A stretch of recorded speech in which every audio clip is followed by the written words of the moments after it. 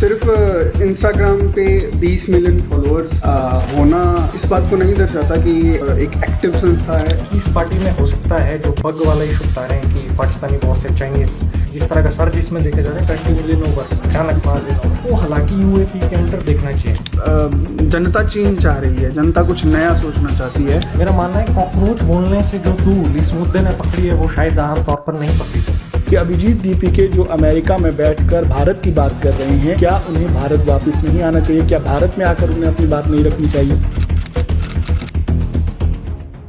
भारत के chief justice Suryakant बेरोजगारों को, भारत के युवा बेरोजगारों को कॉकरोच कह देते हैं। उनकी तुलना कॉकरोच से करते हैं और इस बयान से शायद उन्होंने सोचा ही नहीं था कि एक मूवमेंट की शुरुआत होने जा रही है। शुरुआत होती है यहाँ से कॉकरोच जनता पार्टी की। इसे पहले तो मीम समझा गया, लेकिन धीरे धीरे मीम से शुरू हुई ये पार्टी अब एक मूवमेंट में तब्दील होती जा रही है। एक जन आंदोलन खड़ा होता जा रहा है जो बीजेपी की टेंशन बढ़ा रहा है। आज इंस्टाग्राम पर इसके फॉलोअर्स 20 मिलियन से ज़्यादा हो चुके हैं और ट्विटर्स पर तो इनका अकाउंट ही बैन कर दिया गया है। तो ऐसे में युवा देश का क्या सोच रहा है? क्या नेपाल की तरह ही भारत में भी जन आंदोलन हमें देखने को मिलेगा या सिर्फ ये एक सोशल मीडिया ट्रेंड बनकर रह जाएगा? क्या कुछ होने वाला है आगे, ये देखना बेहद ही दिलचस्प होगा। लेकिन जिस तरह से, जिस तेज़ी से इस पार्टी के साथ लोग जुड़ रहे हैं और जो मुद्दे लेकर ये हमारे सामने आए हैं वो सोचने पर ज़रूर मजबूर कर देते हैं हम लोगों को कि सत्ता पक्ष को भी कि सरकार आखिर ऐसा क्या काम कर रही है जो लोगों में इतना आक्रोश है। विपक्ष को भी सोचने पर मजबूर कर रही है कि विपक्ष के साथ आखिर अब तक इतने लोग, इतने युवा खड़े क्यों नहीं हुए, उनके साथ इतने युवा क्यों नहीं इकट्ठे हुए, जो कि एक कॉकरोच जनता पार्टी के साथ युवाओं की एक बड़ी तादाद देखने को मिल रही है। हमारे साथ आज इसी मुद्दे पर बात करने के लिए दो युवा साथी मौजूद है। एक हमारे साथ अजय वशिष्ठ जी हैं और दूसरे शुभम जी हैं जो अभी कॉम्पिटिटिव एग्ज़ाम की तैयारी कर रहे हैं और लगातार इस तरह के जो मुद्दे आते हैं उन पर अपनी राय रखते हैं और आज हमारे साथ इसी मुद्दे पर बात करेंगे। सबसे पहले जानते हैं अजय वशिष्ठ जी से कि वो आखिर इस तरह के मूवमेंट पर और ख़ासकर कॉकरोच जनता पार्टी के बारे में क्या कुछ सोचते हैं। नमस्कार। जहाँ तक कॉकरोच जनता पार्टी की बात है, मेरा मानना ये है कि एक मीम से बनी हुई पार्टी, मुझे तो लगता है कि ये पार्टी इवन रजिस्टर्ड भी नहीं है अभी तक। तो सिर्फ इंस्टाग्राम पे 20 मिलियन फॉलोअर्स होना इस बात को नहीं दर्शाता कि ये एक एक्टिव संस्था है, एक फॉर्मली ऑर्गेनाइज्ड एक स्ट्रक्चरल संस्था है। और एक इंस्टाग्राम पे फॉलो का बटन दबाना बहुत आसान होता है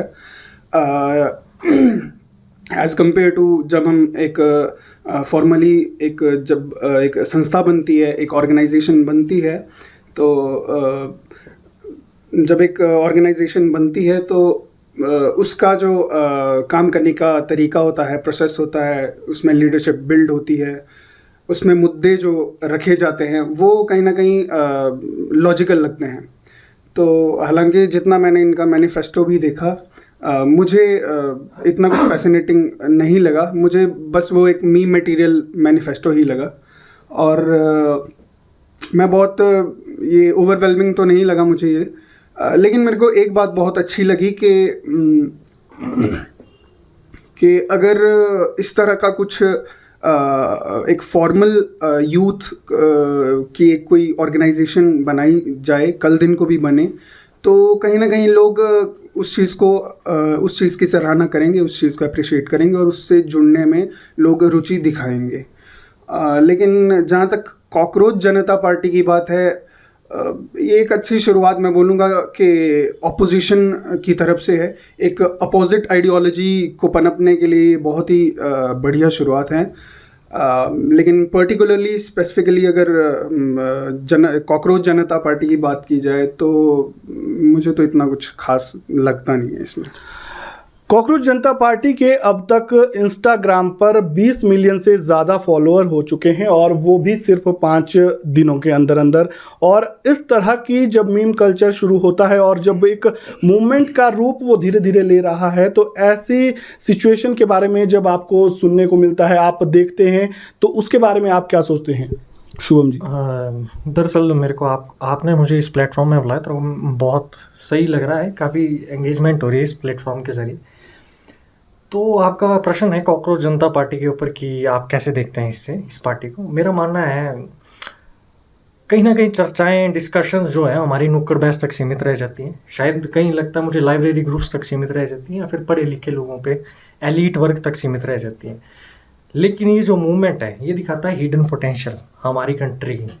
मतलब लोगों में जो जो डबल पार्टी सिस्टम है, डुअल पार्टी सिस्टम है, कहीं ना कहीं दिखाता है कि नहीं, अगर इन दोनों पार्टी से एग्जॉशन हो रहा है टाइम के साथ इनकी विचारधारा से, एक पार्टी भी अपनी मैनिफेस्टोज लाती है, जीतती है, और दूसरी पार्टीज भी अपने मैनिफेस्टो रखती है, लेकिन वो कहीं ना कहीं अकाउंटेबिलिटी नहीं दिखाती है। वो 5 साल वादे करने के बाद कुछ भी अपने करप्शन वही रेट चला है, सब कुछ क्राइम रेट्स वही चला है, कुछ ज़्यादा फर्क नहीं दिख रहा है ग्राउंड लेवल पे।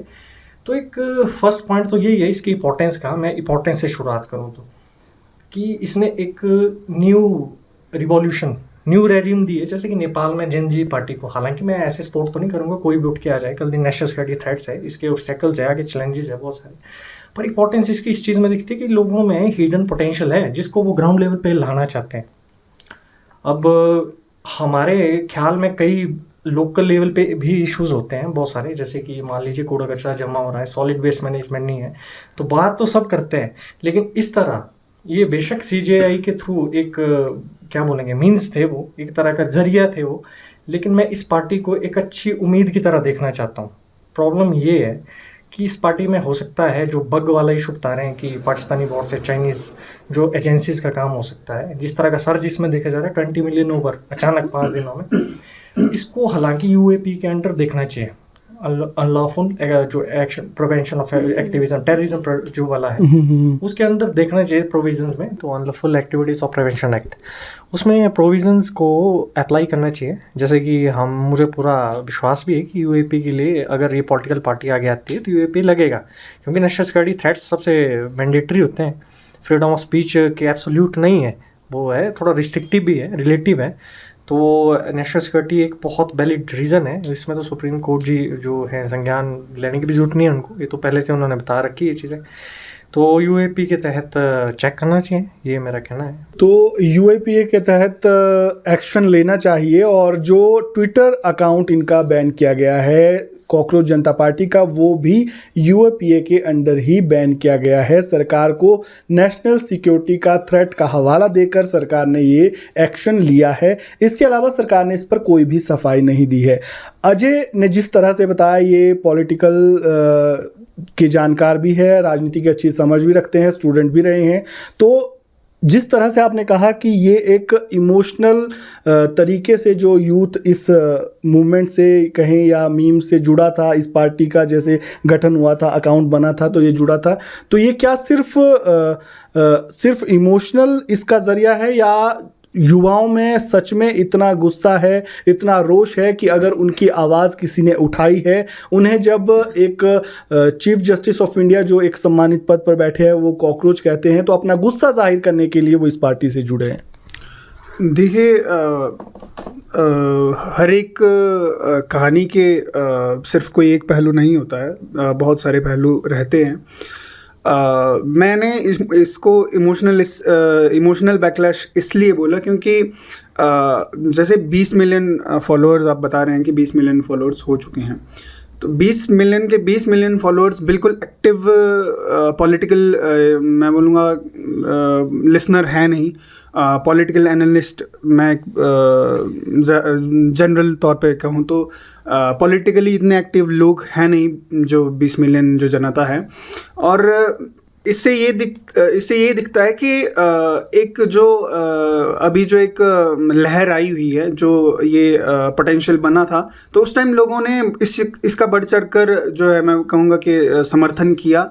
लेकिन वो ऐसा नहीं है कि वो बस बहुत ही ज़्यादा फ्रस्ट्रेटेड है, या मैं ऐसा बोलूँ। हाँ, बहुत मुद्दे हैं, अनएम्प्लॉयमेंट मुद्दा है, साथ ही साथ ईरान यूएस वॉर की वजह से जो पेट्रोल प्राइस में हाइक आई है, उससे सरकार के खिलाफ आक्रोश है लोगों में। लेकिन मैं कहूँगा कि इस पर्टिकुलर मुद्दे पर कहीं ना कहीं इमोशनल बैकलैश भी है, वैसे भी लोग परेशान हैं। तो ये सारे सब कुछ ये मिली भगत मैं बोलूँगा इन मुद्दों की है, जिससे इस लेवल का जो है आक्रोश दिख रहा है। जी। तो इमोशनल बैकलैश तो है ही, लेकिन आक्रोश भी युवाओं में काफ़ी है और गुस्सा भी है। और एक युवा होने के नाते आपसे मैं जानना चाहूँगा शुभम, कि जब इस तरह की टिप्पणी एक सम्मानित पद पर बैठे व्यक्ति के द्वारा की जाती है, चीफ जस्टिस ऑफ इंडिया युवाओं को, बेरोज़गार युवाओं की तुलना जो है वो कॉकरोच से करता है, तो सबसे पहले आपके जहन में क्या सवाल आता है, या आप क्या सोचते हैं जब भी किसी इस तरह का बयान सामने आता है? चीफ जस्टिस ऑफ इंडिया जो हमारे सूर्यकांत जी हैं, उन जिस ओहदे पे वो हैं उस ओहदे की बहुत रिस्पेक्ट है। जुडिशरी के जो टॉप है, जो एलीट है, वो वहाँ पे बैठी है, बेंच सजती है, तो उनके CGI chief justice of India है वो। तो मेरा मानना है ये थोड़ा अपमानजनक शब्द हो जाएगा अगर हम उनको, थोड़ा अतिशयोक्ति रहेगी अगर हम कॉकरोच बोल दें। हालांकि उनकी सेंस वैसी नहीं रही होगी अगर वो अपनी दलील देते हैं, लेकिन मेरा मानना है कॉकरोच बोलने से जो तूल इस मुद्दे ने पकड़ी है वो शायद आम तौर पर नहीं पकड़ी जाती। तो ये एक ज़रिया है मेरे हिसाब से फ्रीडम ऑफ स्पीच को बयां करने का। रही बात यूथ की, यूथ पॉलिटिकली एंगेज हो रहा है ग्राउंड लेवल पे, अपनी क्या बोलेंगे, अपनी आइडियोलॉजी जो नुक्कड़ बहस तक सीमित रहती है, लाइब्रेरी ग्रुप्स तक सीमित रहती हैं, उसे अप्लाई करने की कोशिश कर रहा है। तो इसे दिखता है कि ज़ील, जो पॉलिटिकल ज़ील जिसको हम बोलते हैं, वो दिख रही है कि है। रही प्रोविजंस की बात, जो प्रोसीजरल मैकेनिज़्म है सिस्टम का, तो registration of peoples representation act 1951 के अंदर जो है 30 दिन के अंदर, अभी बातचीत हो रही थी कि 30 दिन के अंदर ऐसे 100 बंदे मिनिमम हो, वो registered election commission of India के सामने आके कर सकता है रजिस्ट्रेशन। और ये पार्टी बाई इलेक्शन लड़ने के लिए भी अभी सोच रही है, शायद बिहार में कहीं। तो मेरा मानना है ये एक अच्छी मुहिम है, लेकिन जो नेशनल सिक्योरिटी थ्रेट्स मैंने जैसे कि बोला, फ्रीडम ऑफ स्पीच जो एब्सोल्यूट राइट नहीं है, नेशनल सिक्योरिटी वहाँ पे एक लगा देती है अपना थप्पा रोक का, तो हॉल्ट लगा देती है जिसे बोलेंगे। तो मेरा मानना है कि उसे देखना चाहिए यूएपी के अंडर। और मैं ये भी कहना चाहूँगा, थोड़े इनके जो फॉरेन कंट्रीब्यूशंस हैं इन जो आ रहे हैं आईटी एक्ट के तहत, आईटी एक्ट में के यूज़ करके जो हम पता कर सकती है सरकार कि जो उनके फॉरेन कहाँ से वो फंडिंग हो रही है, फैमा वगैरह के थ्रू, फॉरेन मैनेजमेंट एक्ट जो है, FRMA वगैरह, तो वो देखना ज़रूरी है। और मेरे को पता है, मुझे भरोसा इतना है सिस्टम पे, इतना रखना भी पड़ेगा कि NIA जैसी एजेंसीज है, IB वगैरह है, रॉ है, जो बात बाहर के लिए देख रही है, मुझे सिस्टम पे इतना भरोसा है कि वो अपने यूथ को इस तरह ज़ाया ना जाने दे। तो इसमें मेरी उम्मीद ज़्यादा छलकती है। मैं थोड़ा इमोशनल हो रहा हूँ क्योंकि मैं चाहता हूँ कि ये जो डुअल पार्टी सिस्टम कंट्री में चला है, कहीं ना कहीं एग्जॉशन होता है पिछले 75 ईयर्स से। देश 1947 का है, तो हो जाता है एग्जॉशन, INC से हो जाएगा, BJP से हो जाएगा। तो मेरा मानना है एक नई उमंग, नई किरण, इसको ऐसे दबाना भी उचित नहीं है। तो मुझे उम्मीद है कि भविष्य अच्छा होगा और थोड़े से मैकेनिज़म्स यूज़ करने पड़ेंगे इसमें जो त्रुटियाँ आ रही हैं बीच में। जी। तो ये क्या सच में नेशनल सिक्योरिटी थ्रेट है, या सही में जिस तरीके से युवा इससे जुड़ रहे हैं, और अब तक इंस्टाग्राम पर 20 मिलियन से ज़्यादा फॉलोअर्स इसके हो चुके हैं, क्या ये थर्ड फ्रंट बन रहा है या सच में कुछ नेशनल सिक्योरिटी के लिए थ्रेट है? आपका क्या सोचना है? देखिए, नेशनल सिक्योरिटी के लिए थ्रेट कहना, ये तो चलो अभी जो पार्टी इन पावर है वो कह रही है, क्योंकि ये कहीं ना कहीं एक ऑपोजिशन की तरफ भी एक ऑपोजिशन का नया ऑप्शन हमको जो दिखाई दे रहा है, और कहीं ना कहीं सरकार के लिए सत्ता में परिवर्तन होने के कुछ आसार दिखा रहा है, क्योंकि लोग बहुत ज़्यादा एक्टिवली इसमें पार्टिसिपेट कर रहे हैं, खासकर यूथ। तो बाकी मैं बहुत खुश हूँ, जैसा कि शुभम जी ने पहले भी कहा है कि ये बहुत ही अच्छा पोटेंशियल है। अगर ये इसमें कोई बाहरी ताकतें अगर इसमें सम्मिलित नहीं हैं, अगर ये हेल्दी मैं कहूँगा कि आइडियोलॉजी पे काम कर रहे हैं करेंगे। हालांकि अभी तक मेरे को ऐसा कुछ बहुत फैसिनेटिंग या ओवरवेलमिंग लगता नहीं है, क्योंकि इनका मैनिफेस्टो भी 4 पॉइंट्स का मैनिफेस्टो है और उसमें भी बहुत कुछ ऐसे मुझे बातें लगी नहीं, बहुत सामान्य बातें इन्होंने दी हुई हैं। इसीलिए मैं चाहता हूँ कि ये फॉर्मली मैदान में उतरें, जैसा कि शुभम जी ने बताया कि ये अपनी पार्टी को रजिस्टर करें, क्योंकि अब कुछ दिन पहले इन्होंने अपना पार्टी को बनाया है, तो 30 दिन के अंदर ये पार्टी को रजिस्टर करें अपने 100 रजिस्टर्ड वोटर्स के साथ, और ये फॉर्मली इस पार्टी को बनाएं और अपना एक बहुत ही बेहतरीन आइडियोलॉजी, बहुत ही बेहतरीन मैनिफेस्टो लाएं। और जाहिर सी बात है कि इनको यूथ सपोर्ट करेगा, क्योंकि जैसा कि अभी हमारे यहाँ पे बात हो रही है कि डुअल पार्टी सिस्टम, इससे कहीं ना कहीं हम परेशान हो चुके हैं। जैसे कि अभी तमिलनाडु में एक बहुत ही नई नवेली पार्टी पावर में आई है। इससे दिख रहा है कि जनता चेंज चाह रही है, जनता कुछ नया सोचना चाहती है, और कहीं ना कहीं यूथ जो है वो चेंज ड्रिवन है काफ़ी ज़्यादा। तो कहीं ना कहीं ये चीज़ हेल्दी भी है, और अगर ये क्या कहते हैं नेशनल सिक्योरिटी के लिए थ्रेट है, तो यूएपीए के अंडर इसका पता लग ही जाएगा जब इन्वेस्टिगेशन होगी। एक बात यहाँ पर बार बार निकल कर सामने आ रही है कि ये नेशनल सिक्योरिटी के लिए थ्रेट है, और दूसरा एक और जहां युवा इसके साथ बहुत ही बड़ी संख्या में जुड़ रहे हैं, तो वहीं दूसरी ओर इस पर सवाल भी कई तरह के उठ रहे हैं। और इस पार्टी पर, कॉकरोच जनता पार्टी के फाउंडर को लेकर भी, जो अभिजीत दीपिके हैं, उनको लेकर भी सवाल पूछे जा रहे हैं। वो खुद इस समय अमेरिका में है, और इससे जुड़े बाकी जो सदस्य हैं जो इन्हें सपोर्ट भी कर रहे हैं, वो भी विदेशों में रहते हैं। तो क्या इस तरह की मूवमेंट, देश की बात करना, देश के जनता के मुद्दों की बात करना, उन्हें उठाना, क्या ये सिर्फ सोशल मीडिया तक ही सीमित रखना चाहिए, या आपको बाहरी कंट्री में बैठकर ये बात करनी चाहिए? क्या आपको देश में नहीं आना चाहिए? आपका इस पर क्या सोचना है कि अभिजीत दीपिके जो अमेरिका में बैठकर भारत की बात कर रहे हैं, क्या उन्हें भारत वापस नहीं आना चाहिए? क्या भारत में आकर उन्हें अपनी बात नहीं रखनी चाहिए? देखिए, ऑनलाइन डिजिटल ज़माना है। मेरे हिसाब से मैं तो बोलता हूँ, अगर हम किसी दूसरे ग्रह में भी चले जाएँ किसी टाइम, तो वहाँ भी अगर किसी तरह वाईफाई सर्विसेज आ गई, वहाँ से भी बोलना कोई प्रॉब्लम नहीं है। डिजिटल ज़माना है। अब कनाडा में बैठ के या फिर अरुणाचल प्रदेश में बैठ के यहाँ बातचीत कर सकते हैं हम, यहाँ के लोकल पंचायत में, जिसकी शायद इलेक्शन में होता भी है, जिसमें क्या बोलते हैं उस वोटिंग सिस्टम को, मुझे याद नहीं आ रहा है फिलहाल।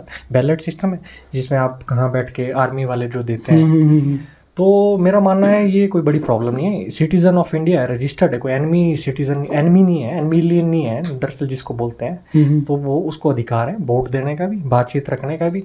हाँ, पर ये है कि अगर आप ये पूछे कि ऐसा होना चाहिए जो अभी हो रहा है ऐसा मूवमेंट, मैं बोलता कतई बिल्कुल होना चाहिए।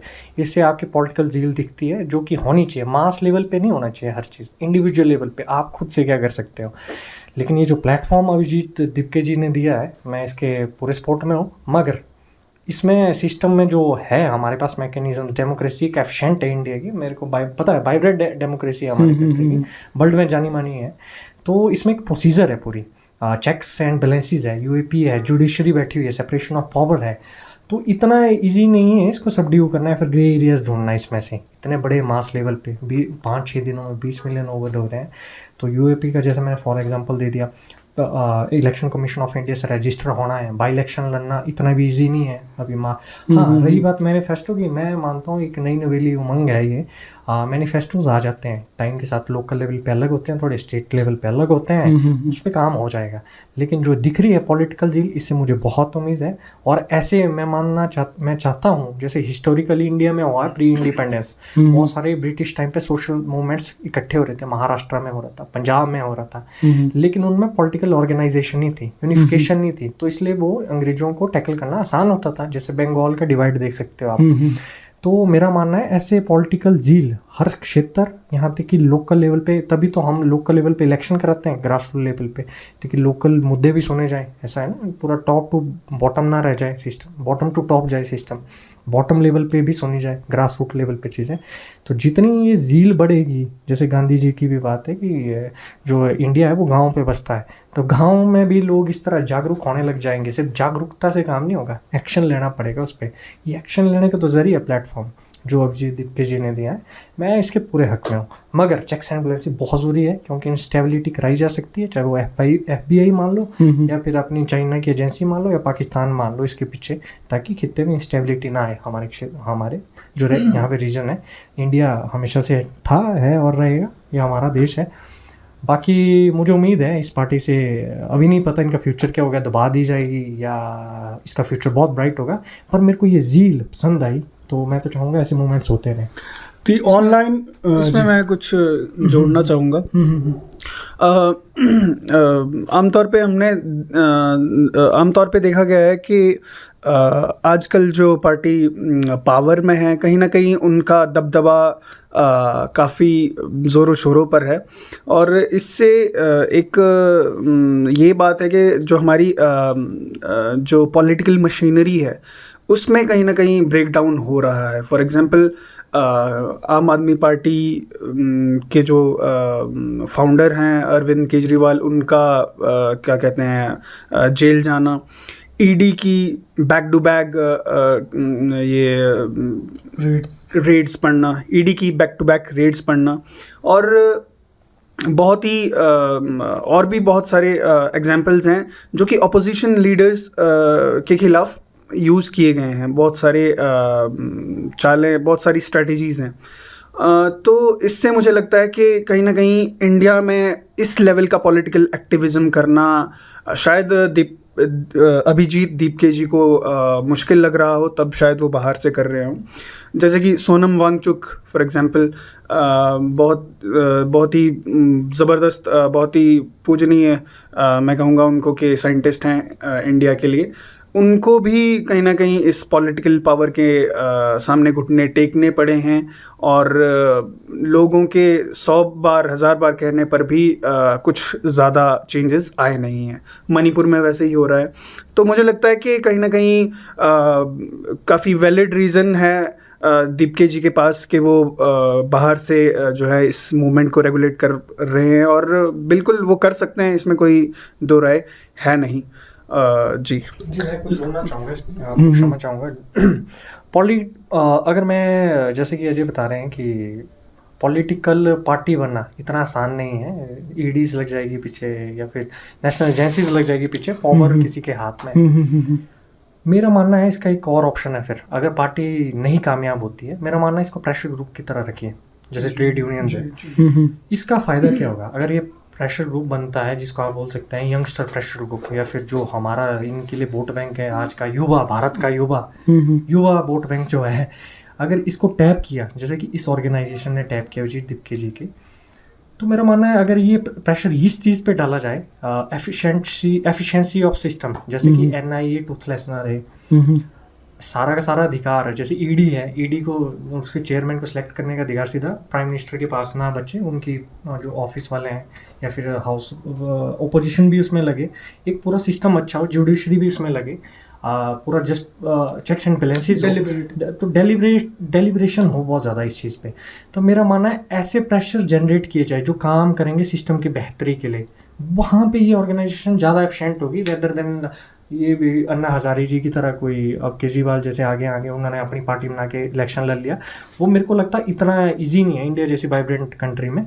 तो यहाँ पे organisation as an organisation, as a pressure group, इस जो बनाया है इन्होंने कॉकरोच जनता पार्टी, इसका बहुत बड़ा रोल रह सकता है।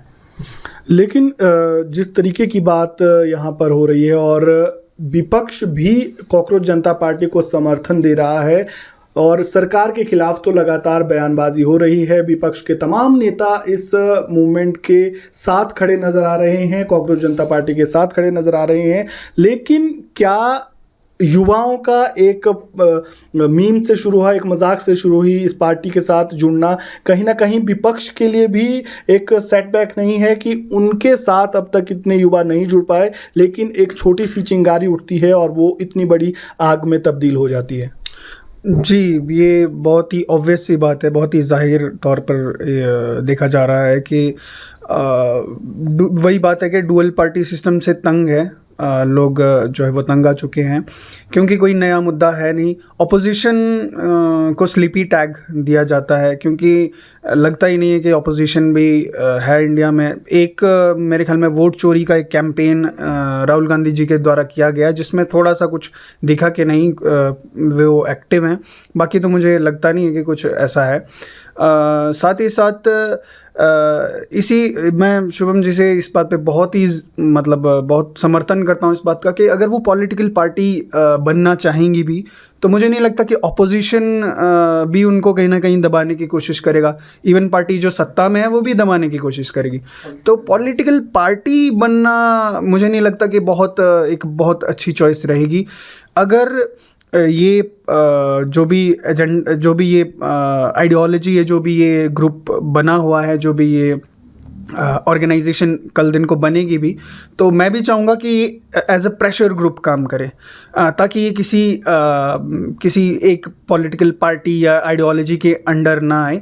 और क्योंकि प्रेशर ग्रुप में मुझे नहीं लगता कि ऐसा कोई हायरार्की होगी, कोई कुछ होगा, उसमें डेलिबरेटिव काम होगा, जिससे डेलिबरेटिव डेमोक्रेसी, बहुत बढ़िया शब्द इन्होंने यूज़ किया, डेलिबरेटिव डेमोक्रेसी जो है वो कहीं ना कहीं पनपेगी, उभरेगी, और उससे फिर फ्रीडम ऑफ स्पीच उसकी हानि नहीं होगी, वो क्या कहते हैं, अवॉइड नहीं करेगा।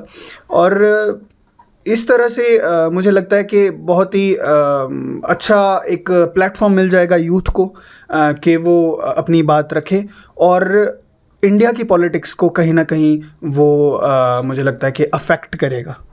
एक नई दिशा इससे इंडिया की पॉलिटिक्स को मिल सकती है। और ये बात भी सही है कि जब कॉकरोच जनता पार्टी असलियत में पार्टी का रूप लेगी, तो जो विपक्षी नेता अभी इसके साथ खड़े नज़र आ रहे हैं वही इसके खिलाफ भी खड़े नज़र आ सकते हैं, क्योंकि सत्ता पाने की होड़ फिर चाहे सत्ता पक्ष हो या विपक्ष हो, सभी नेता करते हैं, और ऐसा हमें देखने को भी मिलेगा। और जैसा कि हमारे साथियों ने कहा कि इन्हें पार्टी ना बनकर एक यूथ की आवाज़ बनना चाहिए, वो ज़्यादा फेवरेबल होगा।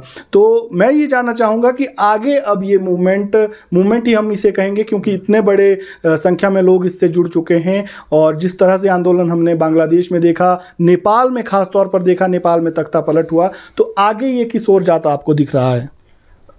इसकी राह प्रेडिक्ट करना आसान तो नहीं है। जिस तरह की हमारी डेमोक्रेसी है, यहाँ पे बहुत से फैक्टर्स हैं, जैसे कि हमारे पास पॉलिटिकल एलिट्स हैं, आपने जैसे कहा डुअल सिस्टम है, पार्टीज़ कभी भी खरीद बेच कई चीज़ें चलती हैं, हॉर्स सेलिंग जिसे बोलते हैं हम, हॉर्स ट्रेडिंग वगैरह जो पार्टीज़ के बीच होती है। इनर पार्टी पॉलिटिक्स बहुत अजीब है इंडिया की।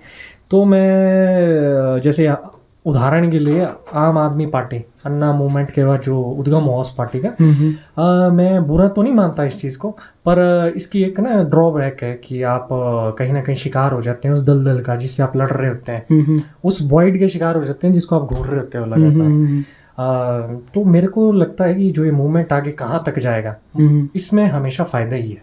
अब फ़ायदा किस तरह दिख रहा है मुझे, अगर ये मूवमेंट ज़्यादा तूल नहीं पकड़ता है, ये जो पॉलिटिकल झील है इन्फ्लुएंसर्स के थ्रू दिखती है, बहुत से इन्फ्लुएंसर्स है, ध्रुव राठी जैसे एक चर्चित थे बहुत पुराने, और नीतीश भारद्वाज शायद, आई थिंक, हाँ नीतीश राजपूत, वो भी हैं, काफ़ी जाने माने इन्फ्लुएंसर है। ये तो कर ही रहे हैं प्रेशर ग्रुप का काम, लेकिन इस तरह की चिंगारी 20 मिलियन क्रॉस हो रहे हैं 5 दिन में, पॉलिटिकल पार्टी लड़ने वाली है इलेक्शन, तो एक बहुत अच्छा प्लेटफॉर्म है। रही बात कि मूवमेंट कहाँ तक जाएगा, इसके फ़ायदे ही फ़ायदे है जी।